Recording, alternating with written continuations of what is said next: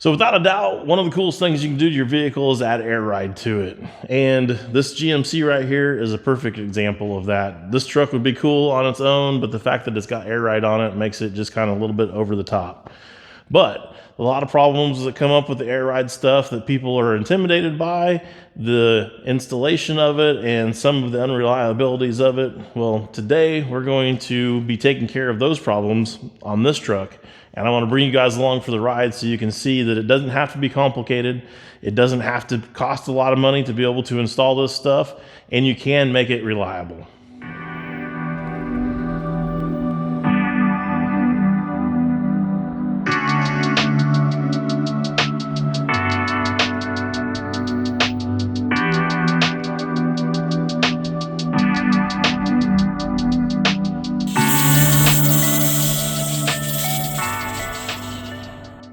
So a little bit of backstory on this truck. It started out having an air ride system that was already on it before it came here. And it is, well, I'm not going to say the name of it.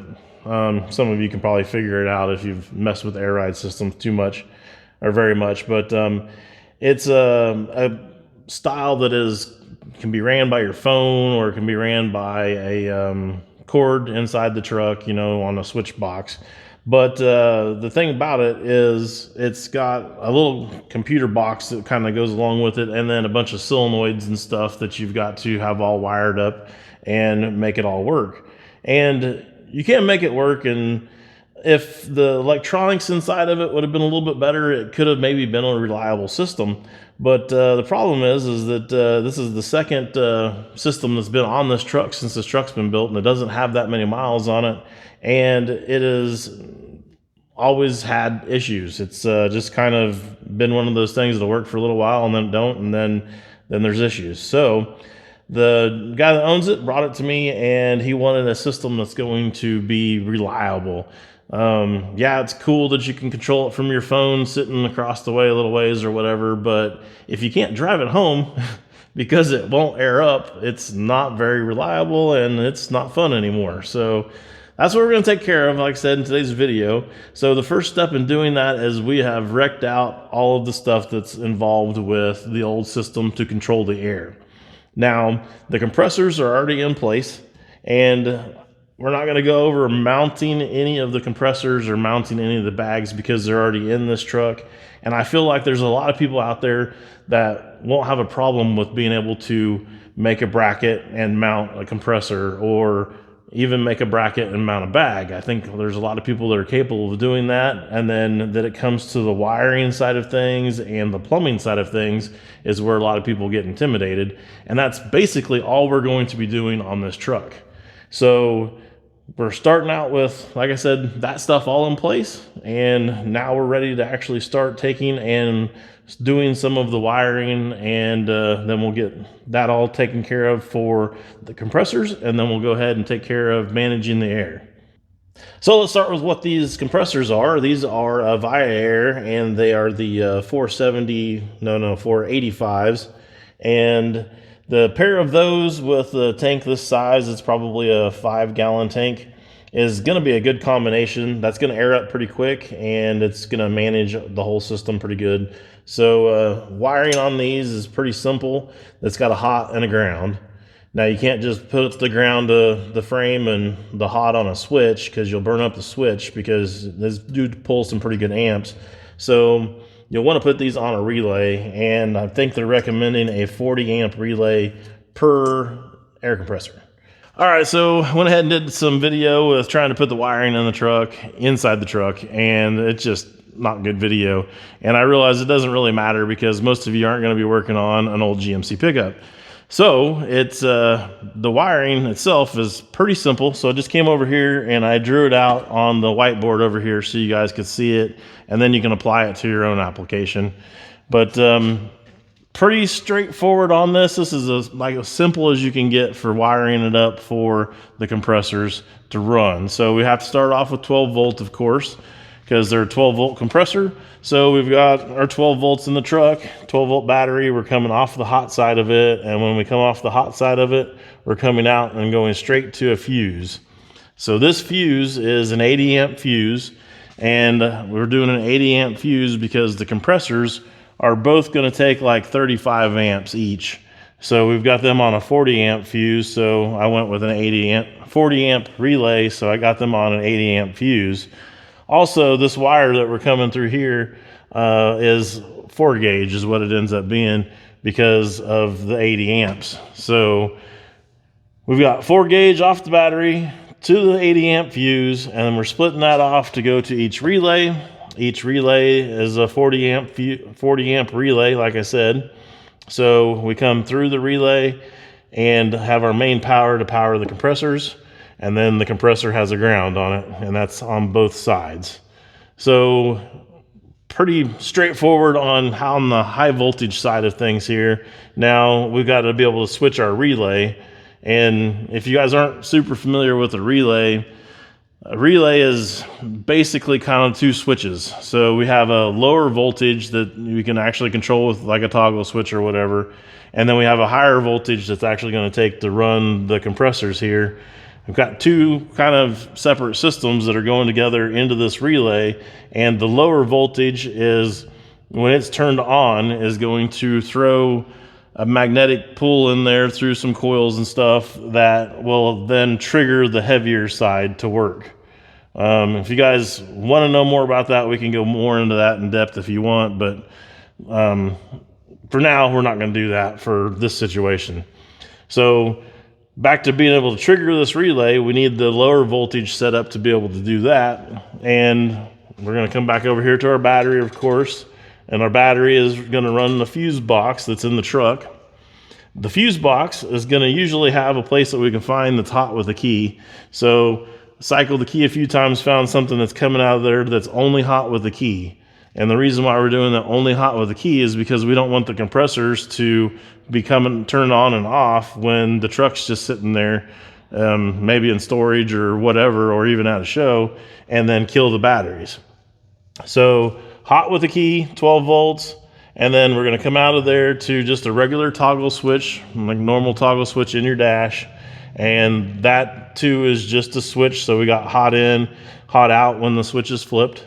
And then to a pressure switch, which is basically doing the same thing as this switch, except for it's reading the pressure in the tank and it turns it on and off based on how much pressure is in the tank.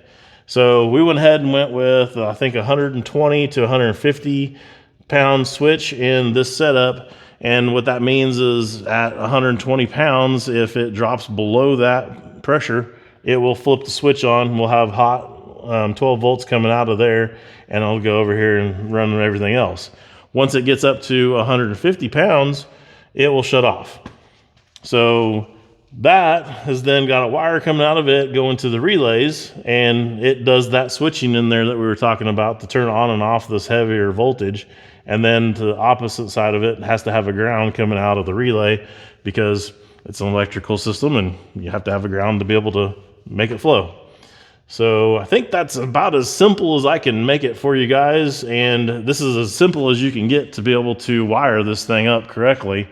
The other system had a whole bunch of other stuff with electronics to be able to Bluetooth and split wires for the remote and all kinds of stuff for different things.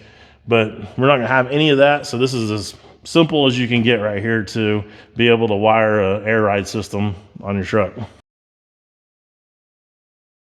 Well, it's time for some foreplay, but not that kind of foreplay. Foreplay box right here from Airjacks. So this is what's going to make this thing super reliable and not complicated at all, because this is a manual valve setup. So basically, we've got all 4 of our valves condensed into this nice little box here. Stainless steel body. It's got some billet aluminum pieces on the end of it. Nice powder coat finish on the aluminum pieces.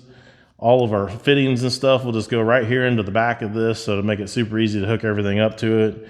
And you can see in the end of it here that it's got brass pieces in there inside for the valving and stuff. So good quality piece. I'm not affiliated with them in any way, shape, or form. I wish I was. Airjacks, hey, what's up? But I think we put about a dozen of these in now so far and haven't had a single problem with any of them. Super, super reliable. And like I said, definitely very, very easy to install. So to install it, I mean, there's a little flange around here, so you can just make a little piece that it can slide into. You can cut a hole in the dash. You could do numerous things to be able to mount it.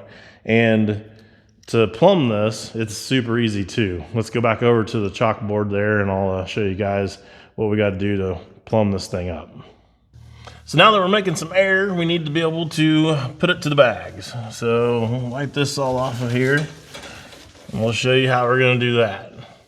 So we still have our compressors here and they are making air. So now this is an air line coming out of the compressor. And on our setup, we've got a big long tank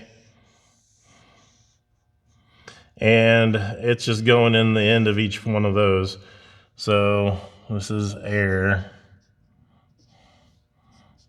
tank. So we've got a fitting on each end that fits. I think it's a 1/2 inch fitting is what it ends up being. And so we're just pumping air directly into there. Now these do have the original lines that are on these compressors. If you don't change any of those, have a little check valve in there. So let's say you lose this compressor. So that check valve will close. This one can still make air and still run the system and have everything not be a problem with this over here. So that's a pretty good fail-safe in there. And also with the dual compressor setup, that's another advantage because if you do lose one, you're still able to, you know, get home. So now that we've got air coming into the tank, we had our pressure switch that's hooked into there. And then the only other thing that we need to come out of there is a line to go over to our 4-play box. And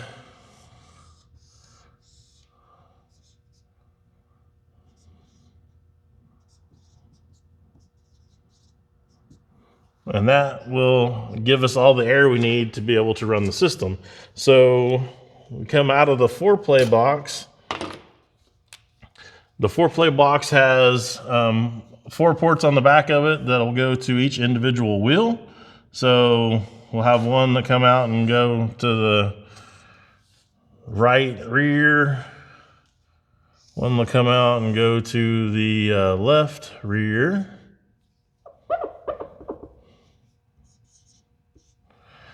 And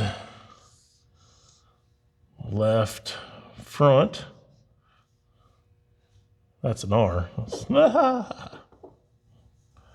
how about we put a front, left front, and then out into the right front.